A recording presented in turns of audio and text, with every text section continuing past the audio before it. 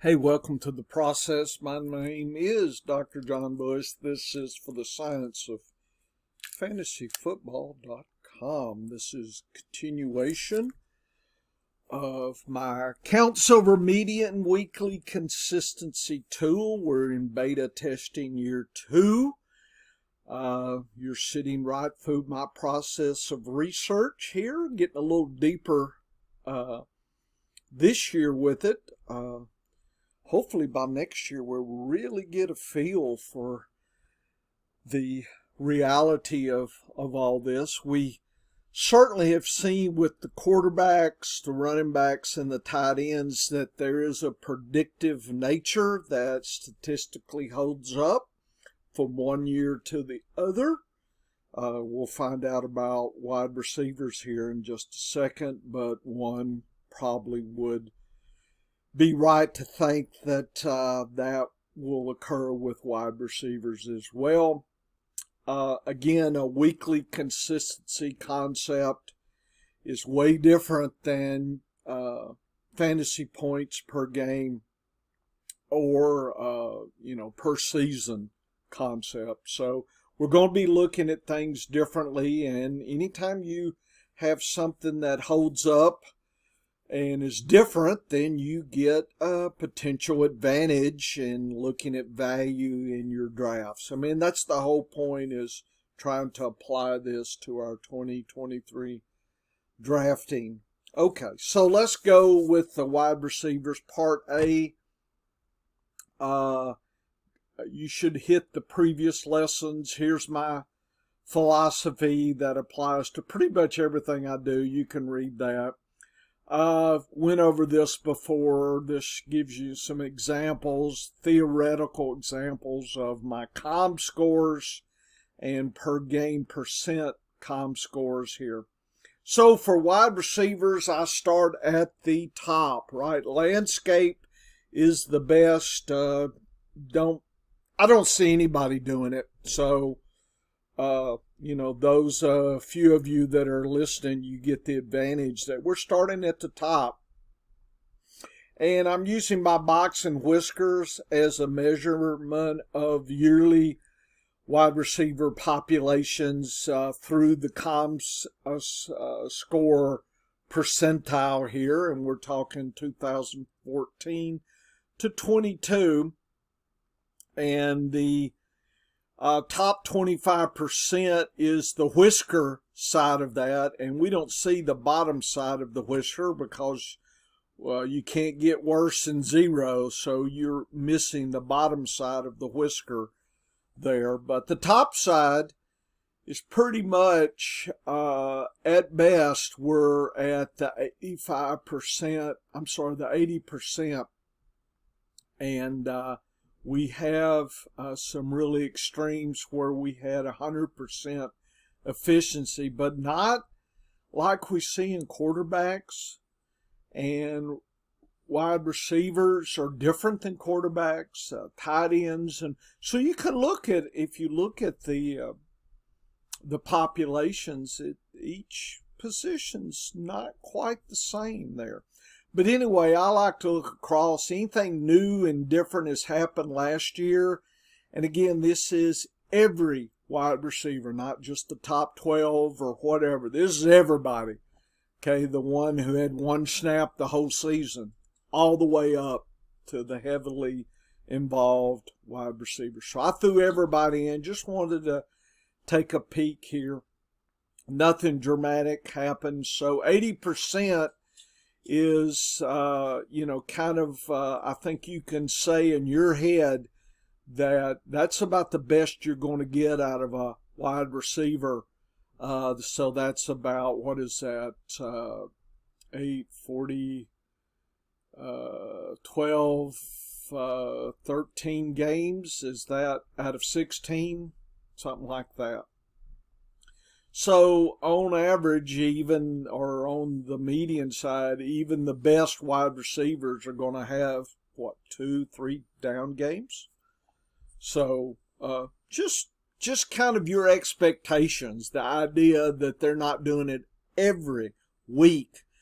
That shouldn't worry you, right? Yeah, if they're doing they're not, doing it below 50%, then that's an issue, right? But, if they don't start out the first week on the downside of the median, which is around 13 points or so, it's not a tragedy here. Yeah, if they do worse than 3 coming out in the first few weeks, then that's an issue. Okay?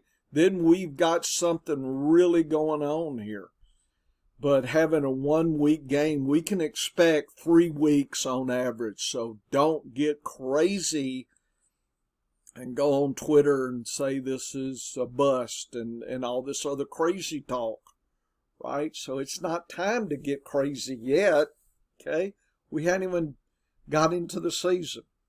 Okay, so this is, again, my top, looking at everybody. Then let's go down at the population with the top 12 from 2014 to 22. I highlighted 22 with the red whiskers, and the X is, I think, is that I forgot. One of them's the average.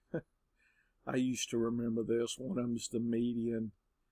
I think this might be the median. That might be the average. A little skewed. Anyway, so the top 12, your wide receiver 1 in your head is probably delivering at best 90%. Some will deliver 100%.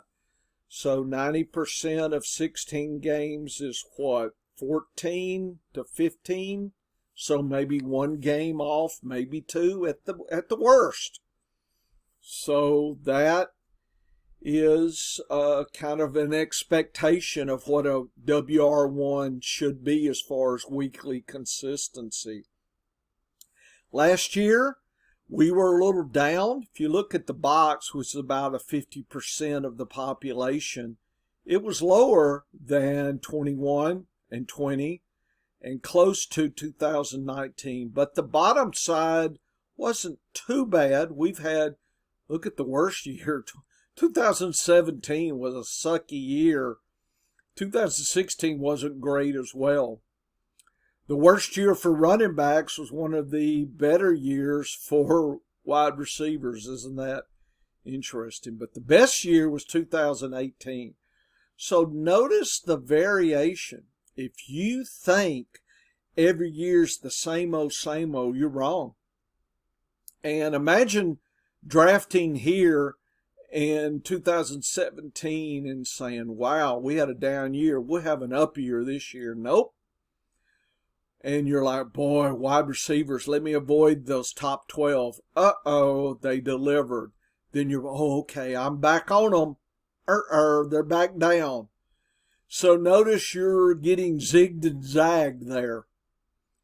So this year, people are all in on wide receivers. When I'm looking at the FFPC patterns for best ball, and that lesson's out there, I think 8 wide receivers are going in the first round. That's pretty unusual given that there's nothing in the record that would say that we're going to have a 218 season, right? I mean, do people know something I don't? I don't know. So that's probably a little ambitious for that. That probably means there are some running backs that are slipping in value. That would be one way to interpret this data. And so that is something you need to think about in data analysis. The data is the data. It's the analysis and how people look at things is really what determines the success or failure of your analyst. And it's definitely not worth paying for, folks. Just because if they only look at last year, then they're blind. Okay? You cannot look at 1 year at a time. You cannot look 1 week at a time and try to make conclusions. That is not good. So right now, I'm thinking, Nothing to say we'll have a suck year like 2016, but nothing to say we'll have the great year 2018. So there's nothing that I see in the data that doesn't suggest to me maybe we'll stay kind of in this little box, 80 to 70, kind of the box will be in here. The whisker might be close to 90. That's kind of what I'm thinking. I mean, I don't think that's a bad, kind of range of outcomes this year. So you need to look at this top 12. Okay, so 2022 is a little down compared to the previous 2-3 years. How about the wide receiver twos? Wow, notice the variation, how tight the twos are. Okay, notice about 60%. So nothing last year would suggest that we won't be near 60% in the main population. Notice the best case scenario is what, about 65? So wide receiver twos at best are giving you 65% of consistency each week. So what is that? That's 60% would be what, 9.6, so close to 10 to 11. So the best case with ones was about 15 games, so now we're down to 11. So there's the difference, is you're missing 5 games with the WR2. So the penalty then for if you draft inaccurate, you're losing 4 or 5 weeks of above median numbers. So if you think about that, and the median is 13, so if you're below that, let's say you hit 10, then what is that, 5 times 15, 20 points over the season. Yeah, that can make or break you getting into the playoffs or getting a bye. So there is some cost to the drafting. So you've got to imagine kind of you've got to manage your expectations of this. And again, nobody's doing this for you, folks. Here it is. Okay, the old professor delivering the goods. Look at the wide receiver threes. What are they giving us? At best, you're probably getting 7 games. 15, 11, wow, 7. So you've dropped down to below 50%. So that means about every other week your WR3s are giving you that median score. So if you draft a wide receiver 3 that you drafted as a 1 with your draft capital, you're losing, what is that? 8 times, let's say 24 to 30 points. Wow. And I don't think anybody, and that's something I've got to circle back around to do. I need some graduate assistants here. I need some people to decipher this and do some Monte Carlo simulations here. Kind of if you draft here, but you get this, what is that outcome kind of thing. And I think this calm percent is I think it's going to allow me to move into that at some point. So you just heard some secret stuff there, folks. The few that are listening. Thanks for listening, by the way. Yay. So you better be damn good at spotting your wide receiver 1, 2s, and 3s. Because we're talking, 15 point down, 30 point down in one choice. It could cost you. Wow. People don't think of now. You're thinking, oh, I'm nervous. And so 2022 is a little down from was that COVID year, 2020? A little bit down, but it wasn't so bad. The trouble is, look at the box. I mean, it's not like when I say down, you're really not losing a lot. The top and the bottom are not that dramatic. So notice if we go back up here, look at the top and the bottom. Look at that range. Look at the range here. Look at the range here. Notice the era. If you think of the range being from the top to the bottom, you have a better chance of making a whopping mistake here.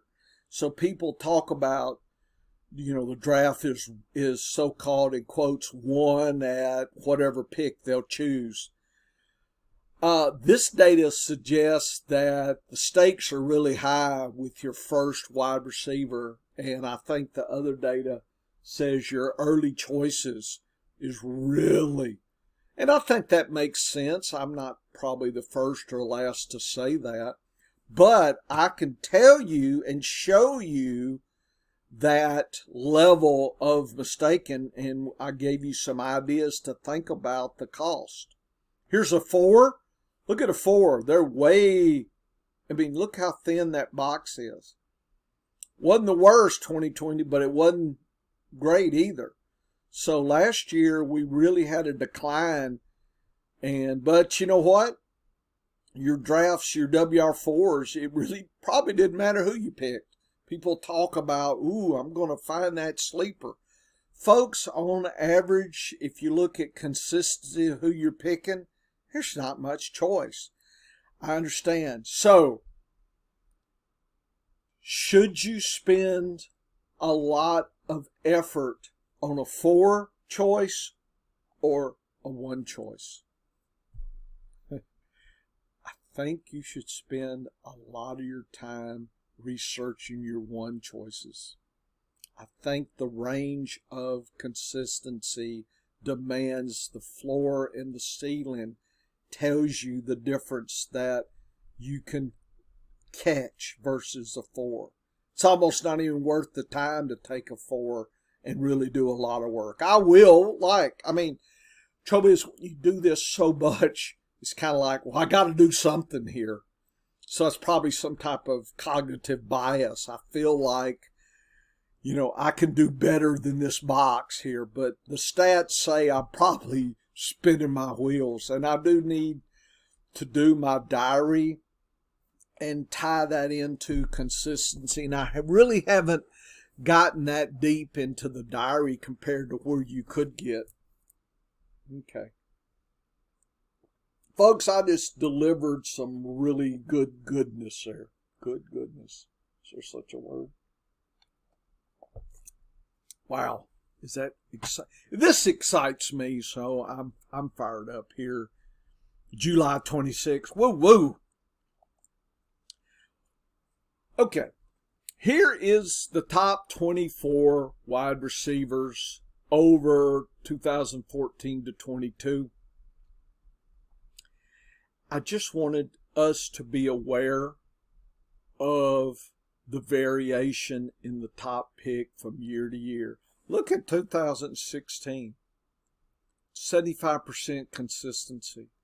Look at 2018, 2019. So if you pick the best, you only got 75%. What is that? 7 times 16. What's that, about 12, 13 games versus 16?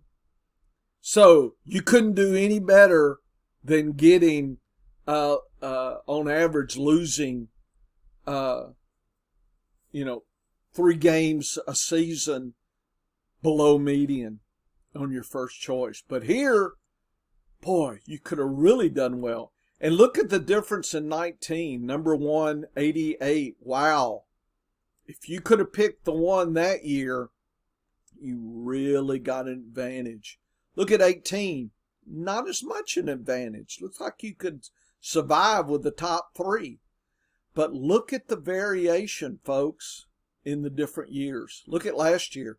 88, 88, 77. 10% drop. Okay, so look at the variation. And I looked at the top 6, and I did the median over these 9 years. It was about 80%, 67%, 60%, 53%. So by the time you hit the 24th pick, you're getting about 8 games above median or 8 games below. So a lot of your super influential wide receivers, you're losing a lot of power by even the 24th pick. People talking about finding those sleepers. Yeah, if you can find, good luck for you. But here's the actual data. And so if you look at every sixth play, and I did that by the triangle there in the complete data. So I worked it all the way down to the 120th wide receiver over these years. And then I plotted the trend line. It is exponential. Okay, it is not linear, folks. If people treat this as linear, they're wrong. And even going by the sixth, it's pretty clear that the scale of era is greatest in your first choice and your second choice. Thirds are getting close. Fourths, fifths, looking by the sixth, seventh. I mean, you're almost not, it's not really doing much for you here. So, I mean, the risk you have, the floor and ceiling is pretty poor, even probably at the 5th pick. And, you know, the distance here is really coming together. And the closer these triangles get to each other, the less difference it is in those picks. So look at the difference here in the ones and the twos. So I would do my research in the ones and twos, maybe the threes a lot more than I would the sixes and sevens. I wouldn't spend all my quality time looking for the secret sleepers. Okay? So, best to get some solid ones that will deliver as a one. Okay? Then you got something. You might beat your opponents if they're bad at picking. Okay. Looking at the variation in the tops and the next group in this year, just wanted to kind of show you what seemed to be the top in consistency and the next group in the green. So these are the best. These are the next best. A lot to pick in here. So you spend a lot of time picking in here. I mean, it's more than 12. So there's, you know, not everybody can be a WR1, folks, in here. So you need to pick wisely in that group. Predictive. So if you've seen my other lessons, you know that I look at last year's consistency and ask the question, what did that group do this year? So the numbers you need to pay attention to are 53%, 53 to 23% consistency, and 0 to 23. So you got the top, the mid, and the bottom. So the better ones, the mids, and the suckies. And here are their populations. Look at the difference. So these wide receivers that were 50% or better last year, they can deliver the best. And even the top is 100 to 67. The 53 to 23 wide receivers, at best, pretty close. You might, that's what I'm saying, you might be able to catch one of those. They're in here. There's some in here that are probably up in here, but it's rare. But most of them are going to be closer to the 46. And the bottom tier, at best, 70, at worst, 25 in the top group. That's the top 25%. The worst case scenario, of course, is 0. And most of these are 25 to 0. So these are the ones to avoid. you have some opportunity to move up the ladder in this group. These are your mainstays here. So you ask the question, is this real, this difference in these three groups? If I looked at last year versus this year. So if I look at the medians in the top group from last year, what did they do this year? 51%, 32%, 17%. Is that significant? Yes, it is. Here's the ANOVA F-stat. The probability that this is not real, that these groups are the same, is 0.0000. No, this is real.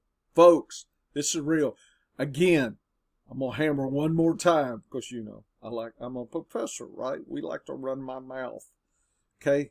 I do jabber at the mouth. That's why you're listening to me for 25 minutes here. These people that are on Twitter that come up with these, stumbles per second or whatever, or, curly Q routes defended by two men, whatever it is it predictive? Can it work next year? Can you prove it? Have they done that? Here's the data. Yes, it's predictable. Yes, it's statistically significant. And you do a Tukey testing and the groups are different. So these are actually different groups that are predictive based on last year. So you see where we're going. I'm going to look at 2022 and I'm going to use this concept to try to get us who are the ones in this pool, and that pool. So I'm going to be drafting heavy here, cautious here, and trying to avoid these unless, if it's a deep best ball. Wouldn't you like to know that? I know where everybody knows what these are. Great. If everybody knows what these are, then everybody wins. But that's not the case, folks. You and I both know that. Okay. This is part one. Proven consistency is sticky between years. You can buy it, believe it, just like all the other positions.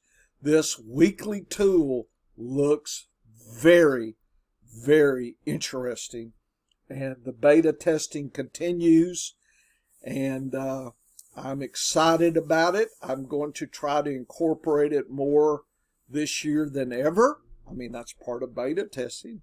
You live and die by your numbers, right? You go down in flames or you rake the chips off the table, right? I don't want to leave anybody any chips in my leagues. I want to crush them. I want to hear their laminations of their wives and girlfriends as I crush them in fantasy, right? Hey, that's what we're all here for. Crush our opponents like bugs. And I only play for money. If I'm playing for fun, then why should I put a lot of effort in? Okay, so this is great stuff, home run hitting stuff. Here it is. I probably should advertise more, but I don't. This is Dr. Bush for the process, for the science of fantasy. I'll put these figures up. I'm giving it to you. No money, no subscriptions. I'm just sweet. Okay, damn it. Come back. Part B's coming.